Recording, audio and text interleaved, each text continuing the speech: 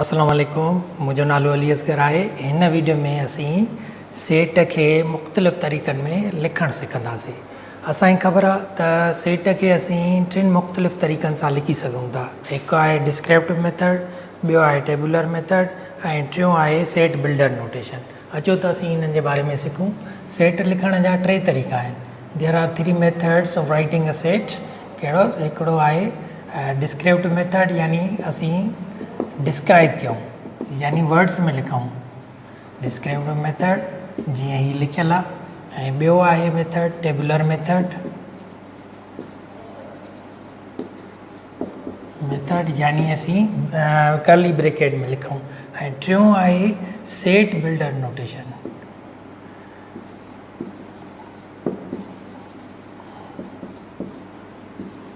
Set builder notation टियों इहो तरीक़ो आहे।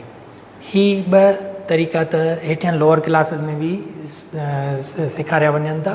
ही टियों तरीक़ो आहे जेको 10th क्लास खां शुरू थिए थो ऐं हेठियनि कुझु क्लासिस में कुझु बुक्स में बि अवेलेबल आहे। हिननि टिनी तरीक़नि खे सिखण खां पहिरियों असीं कुझु सिंबल्स सिखंदासीं जेके हिते असांखे यूज़ में ईंदियूं। Symbols are science. जीअं मिसाल ही आहे एप्सिलॉन जी सिंबल। हीअ यूज़ थींदी आहे जॾहिं को बि सेट जो मेंबर हुजे। हीअ थींदो इज़ मेंबर ऑफ, हिनखे पढ़िबो इज़ मेंबर ऑफ। जीअं ई 5 is member of set of natural number, त असीं लिखंदा आहियूं 5 is member of set of natural number. जेकॾहिं मेंबर न हूंदो त असीं हीअं लिखंदासीं ई इज़ नॉट। ठीकु आहे, माना ई epsilon is not member, is not member of. For example, 0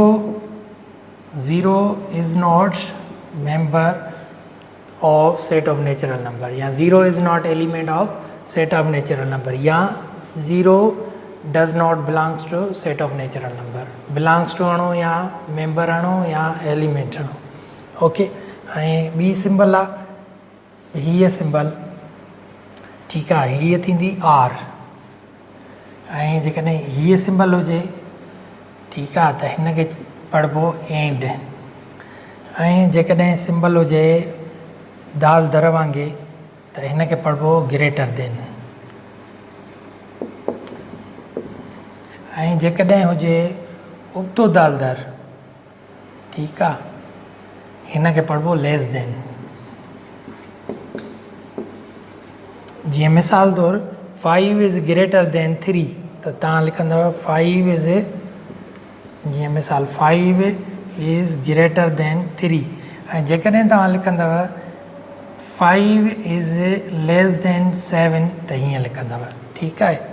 ऐं ॿी सिंबल आहे greater than or equal to. Greater than or equal to, greater than बि हूंदो, आर इक्वल टू बि हूंदो।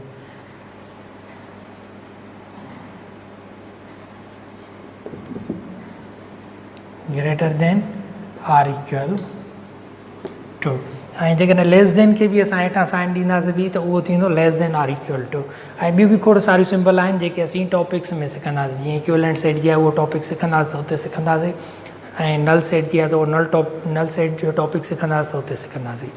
ऐं अचो त असीं हीअ एग्ज़ाम्पल सॉल्व कयूं त हीअ टई मेथड डिस्क्रिप्टिव, टेबुलर ऐं सेट बिल्डर नोटेशन खे हिक ॿिए में असीं कीअं कन्वर्ट कयूं या सेट खे कीअं था लिखी सघूं।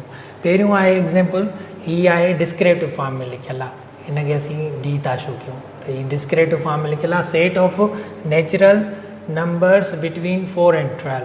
हाणे असीं हिनखे टेबुलर में जेको लिखंदासीं, टेबुलर में को बि असीं सेट जी सिंबल ॾियूं ए, माना नेचुरल नंबर्स बिटवीन 4 and 12। हाणे कीअं कंदासीं, set of x such that. अच्छा, हीअ सिंबल असीं हिनखे पढ़िबो आहे such that. Set of x such that x belongs to set of natural number and x is greater, x is greater than 4।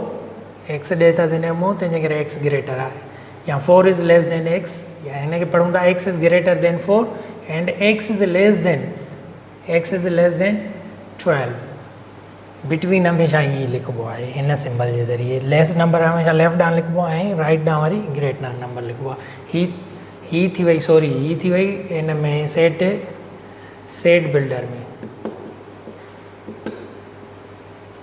ऐं टेबुलर में हिन खे कीअं लिखिबो, टेबुलर में ई सभु मेंबर्स लिखिबा जेके बि मेंबर्स आहिनि। मेंबर्स कहिड़ा थी विया, 4 खां ग्रेटर आहे न, 5 6 7 8 9 10 11, ही सेट हिन में थी वियो टेबुलर में।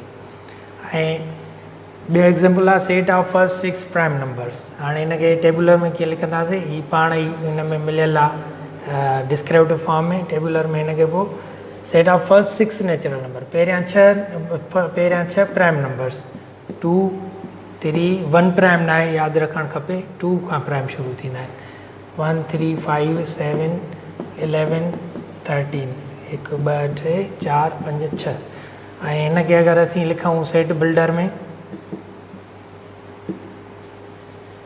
सेट बिल्डर में असीं कीअं लिखंदासीं, set of x such that x belongs to, first कयो हिन सेट खे असीं बी था नालो ॾेई छॾियूं।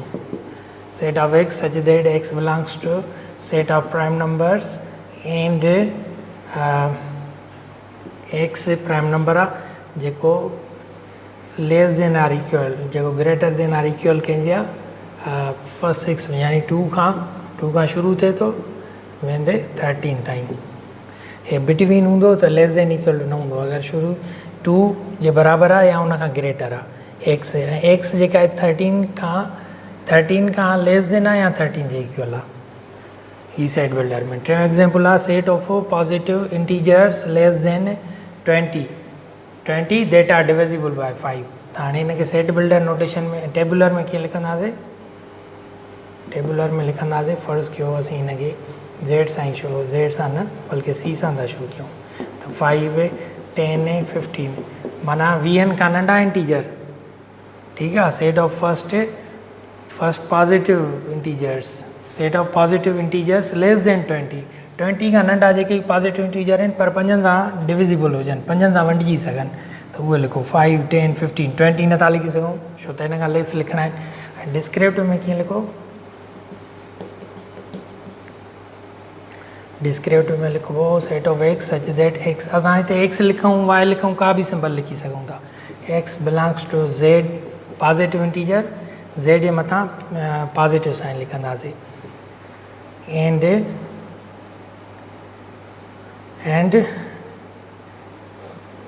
x is less than 20, x is less than 20 and divisible by